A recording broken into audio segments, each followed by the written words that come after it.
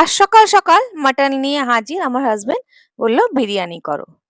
রবিবার মানেই স্পেশাল খাবার, শাকসবজি কিছু চলবে না, ব্যাস বিরিয়ানি করো। তো আমি নিয়ে নিলাম এখানে মাংসটাকে ভালো করে ধুয়ে নিলাম। আর নিয়ে নিলাম এখানে ১.৫ কাপের মতন basmati rice, long grain basmati rice. এটাকে ভিজিয়ে রেখে দিলাম। মাংস যেহেতু আগে থেকে ধুয়ে রেখেছি আমি, এবার এটা সোজা আমি রান্নায় চলে যাচ্ছি। যতক্ষণ মাংস হবে ততক্ষণ চাল আমার বেশ ফুলে উঠবে।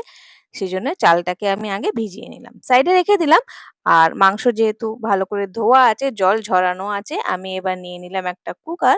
কুকারে আমি দিয়ে দিলাম সর্ষের তেল। আমি সর্ষের তেল নিচ্ছি, আপনারা চাইলে সাদা তেল নিতে পারেন। আর তার সাথে আমি নিচ্ছি ১ বড় চামচ ঘি।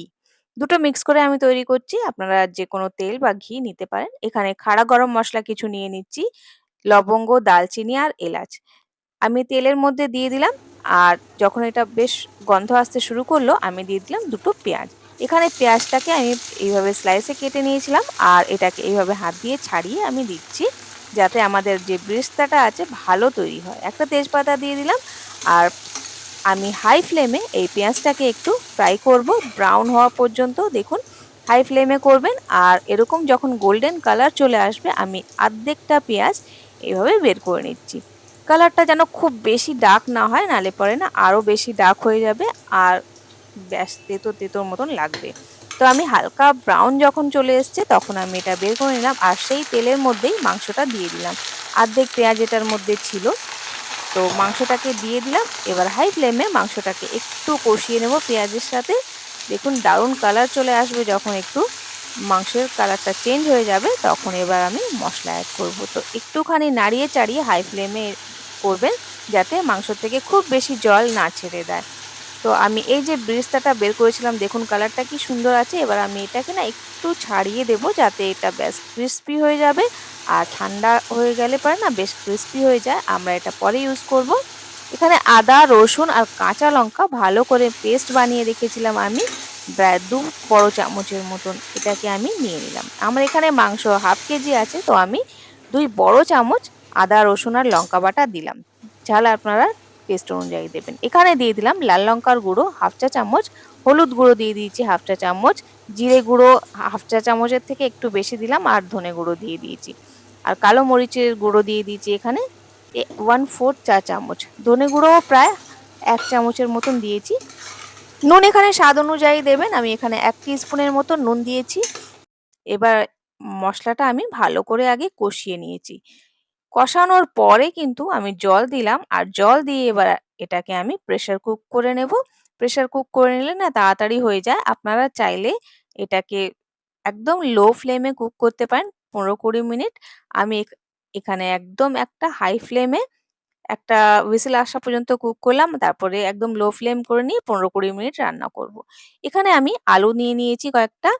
আলুগুলোকে এবার আমি একটু ভেজে নেব। ঘি নিয়ে নিলাম এখানে, তেলও নিতে পারেন। ঘিয়ের মধ্যে আমি এবার আলুগুলোকে ভেজে নেব।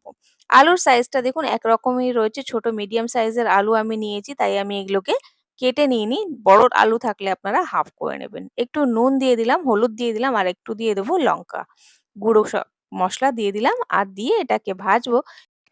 একটা হুইসেল আসা পর্যন্ত আলুটাকে আমি বয়েল করে নিয়েছিলাম। এবার ভাজতে, ভাজতে আলুটা আমাদের পুরোটাই কুক হয়ে যাবে। হালকা ফ্লেমে ভাজছিলাম। আর এখানে মাটন দেখুন আমার প্রায় হয়ে গেছে। এটা যখন 80% হয়ে যাবে, তখনই আমি হুইসেলটাকে কুকারটাকে বন্ধ করে দিয়েছিলাম। আর এবার আমি দিয়ে দেবো দই। হাফ বাটির মতন, এখানে ছোট বাটির থেকে ১ বাটি আর বড় বাটির থেকে হাফ বাটি এখানে আমি দই দিয়ে দিলাম। টক যেন খুব না হয় খেয়াল রাখবেন। আর এটাকে বেশ ফেটিয়ে আমি দিয়ে দিলাম। আর একটু বন্ধ করে আমি এটাকে এবার কুক করব। এখানে অন্যদিকে আমি জল বসিয়ে দিয়েছি একটা বড় হাঁড়িতে। জলটা একটু বেশি করে নেবেন। যতটা চাল আছে তার থেকে ৩ গুণ জল নিতে হবে। আর এখানে আমি হাঁড়ির মধ্যে দিয়ে দিলাম কিছু খাড়া গরম মসলা, নুন, এখানে জিরে আমি দিয়েছি। আর দিয়েছি লবঙ্গ, এলাচ, দারচিনি আর একটা স্টার এনিস। দেওয়ার পর দিয়ে দিলাম এখানে লেবুর রস। একটা তেজপাতাও দিয়ে দিয়েছি। এবার জলটাকে ফুটতে ছেড়ে দিলাম। এখানে মাংসটা আমাদের হয়ে গেছে। দেখুন কি সুন্দর হয়ে গেছে। লাস্টে আমি দিচ্ছি গরম মসলা। এখানে বাড়ির তৈরি গরম মসলা দিয়েছি। আর গরম মসলা দেওয়ার পর আমি ভালো করে এটা কষিয়ে নিয়েছি। এবার এই মসলাগুলোর থেকে আমি মাংসটাকে আলাদা করে নেব। এইভাবে কিন্তু বিরিয়ানি করলে না দারুণ হয়। আর বিরিয়ানির মধ্যে খুব বেশি মসলা থাকে না। আমি এখান থেকে যে এই তেলটা রয়েছে এটাকে আগে আলাদা করে নেব। যতটা বেরোচ্ছে আপনারা অবশ্যই এটাকে আলাদা করে নেবেন। এটাকে অন্য বাটিতে রাখলাম। অন্যদিকে জল আমার ফুটতে শুরু করেছিল। এটার মধ্যে আমি আগের থেকে ভিজিয়ে রাখা চালটাকে ভালো করে ধুয়ে আমি দিয়ে দিলাম। চালটা দেখুন কি লম্বা, লম্বা আছে। আর এটা রান্নার পরে না আরো লম্বা, লম্বা হয়ে যায়। হালকা হাতে দেবেন। আর দিয়ে আমি চালটা কুক করতে রাখলাম। আর যতটা তেল আমি এখান থেকে হয়েছে বের করে নিয়েছি, তেল ঘি যেটা ছিল। আর এই মসলাটাকে এবার আমি একটু ছেঁকে নেব। ছেঁকে নিলে কি হবে স্মুথ একটা মসলা আমরা পেয়ে যাব। আর এটার মধ্যে যা ছিল সেগুলো বের করে দিয়েছি। আর এই মসলাটাকে আমি সাইডে রাখলাম। এখানে আমার চালটা হয়ে গেছে। আমি জল ঝরিয়ে নিলাম। আর এবারে আমরা করব এটাকে লেয়ারিং। তো মাংসের আর্ধেক চাল আমি এখান থেকে বের করে নিয়েছি। আর আলু, মাংস সব এইভাবেই আমি ১ম লেয়ারে দিয়ে দিয়েছি চাল, তার উপরে দিয়ে দিয়েছিলে আলু আর মাংস। আর এখানে বেরেস্তা কিছুটা দিয়ে দিলাম। আর সেই মসলা যেটা আমরা ছেঁকে রেখেছিলাম সেটা দিয়ে দিলাম। দেওয়ার পর এগুলোকে আমি এখানে কিছুটা আমি দিয়ে দিচ্ছি দুধ। দুধ অবশ্যই দেবেন, দারুণ লাগে খেতে স্বাদে। আর এখানে দেখুন অর্ধেকটা আমি ১ বাটি দুধ নিয়েছিলাম, অর্ধেকটা দিয়ে দিলাম। দেওয়ার পর এখানে এবার আমি বাদবাকি চালটা দিয়ে দিচ্ছি। চালটা 80% থেকে 90% এর মধ্যে কুক করবেন। পুরোটা এক্কেবারে ডান করবেন না। কারণ আমরা এটাকে দমে রাখবো। চালটা যদি পুরোপুরি হয়ে যায় তাহলে কিন্তু এক্কেবারে নরম হয়ে যাবে। ওপর থেকে আমি পেঁয়াজ বেরেস্তা আরেকটু দিয়ে দিলাম। আর এখানে আমি এবার দিয়ে দেবো বাদবাকি যে দুধটা ছিল সেটা দিয়ে দেবো। আর যে মসলাটা আমি রেখেছিলাম বাদবাকি সব দিয়ে দিলাম। আর দেওয়ার পর এখানে এবার আমি সে যে তেলটা রেখেছিলাম সেটাও দিয়ে দেবো। আর দিয়ে দিচ্ছি দুধ। সবকিছু দেওয়ার পর এখানে আমি একটুখানি কেশর দিয়ে দিচ্ছি। চাইলে আপনারা কেশরটাকে দুধে ভিজিয়ে দিতে পারেন অথবা গরম জলে ভিজিয়ে দিতে পারেন। আমি এটাকে এমনিই দিচ্ছি। কোনো অসুবিধা নেই, এমনি দিয়ে দিতে পারেন। আমি এখানে কোনো কালার ইউজ করছি না। আপনারা চাইলে বিরিয়ানির কালার ইউজ করতে পারেন। একটু দিয়ে দিলাম কেওড়া জল, একটু আম মোগলাই মিষ্টি আতর থাকে সেটা দিয়ে একসাথে দিয়ে দিলাম। এখানে একটু গরম মসলা যেটা আমি বাড়ির তৈরি গরম মসলা ইউজ করছি। আর এটাও একটুখানি দিয়ে দিলাম। আর ওপর থেকে দিয়ে দেবো ঘি। ঘি অবশ্যই দেবেন, দারুণ লাগে বিরিয়ানিতে খেতে।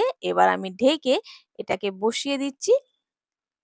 আর এটা কিছুক্ষণ দমে রাখলাম।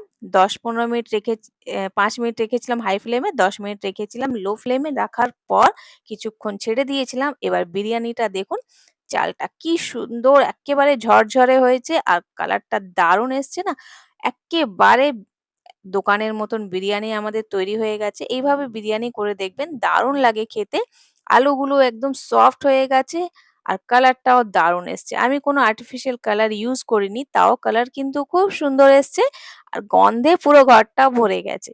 এবার আমি সার্ভ করে দেখাচ্ছি। এতক্ষণ যারা আমার ভিডিওটা দেখছেন প্লিজ একটা লাইক দিয়ে দেবেন। সাথে চ্যানেলটাকে সাবস্ক্রাইব করে নেবেন। আগেও এই ধরনের রেসিপি দেখার জন্য। আমি প্রায় রেসিপি আপলোড করি।